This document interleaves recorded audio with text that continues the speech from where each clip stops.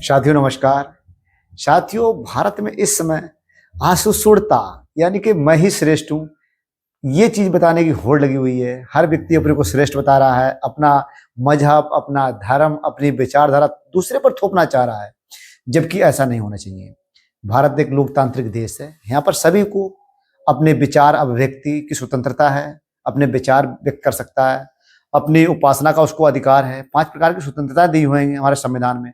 मगर यहाँ के लोग जब संविधान को ही नहीं मानते हैं तो उसमें दी हुई चीजों को क्या ही मानेंगे। बाबा साहब के अथक प्रयास से आप ध्यान कीजिएगा कि 1950 जब संविधान लागू हुआ उससे पहले क्या स्थिति होगी।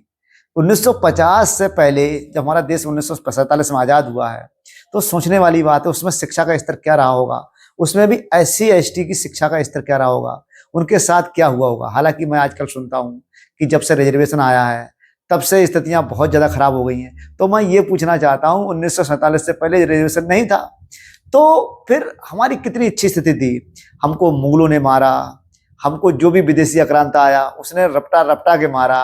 फिर इसके बाद अंग्रेज आए, उन्होंने हमारा बहुत ही बुरी तरीके से धोन करा भारत का।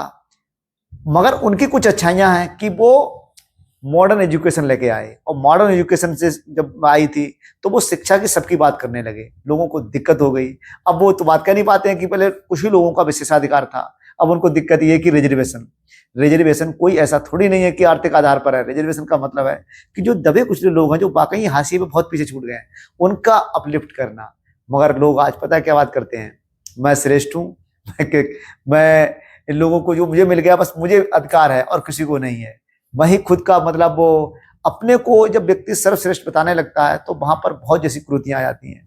भारत में इसमें कथावाचक अपनी अलग लाइन बना रहे हैं और बाबा अपनी लाइन बना रहे हैं, राजनेता अपनी एक अलग लकीर खींच रहे हैं, अभिनेता अपनी लकीर अलग खींच रहे हैं। इतने विभाजन हो चुके हैं आपस में ही। अब धीरे धीरे हाँ ये भी होने लगा कि बाबाओं से आपस में लड़ने लगे हैं, क्योंकि ये जो है अपने को सर्वश्रेष्ठ स्थापित करने की, ये बहुत, जैसे राम भद्राचार्य, इधर अभिमुक्तेश्वरानंद जो आचार्य हैं, ये दोनों में बहुत बड़ा डिस्प्यूट है।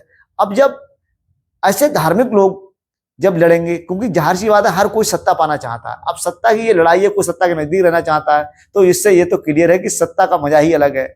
और कुचला कौन जा रहा है? जो दबा कुचला व्यक्ति है, जो बेचारा टैक्स की मार झेलता रहता है, ना वो बहुत नीचे में है ना बहुत ऊपर में है, बीच वाला मध्यम वाला है, उसकी स्थिति बहुत ही ज्यादा बद से बदतर है। तो इसलिए हम लोगों को जागरूक करें, उनको बताएं, सही और गलत का फर्क करवाएं। बाकी साथियों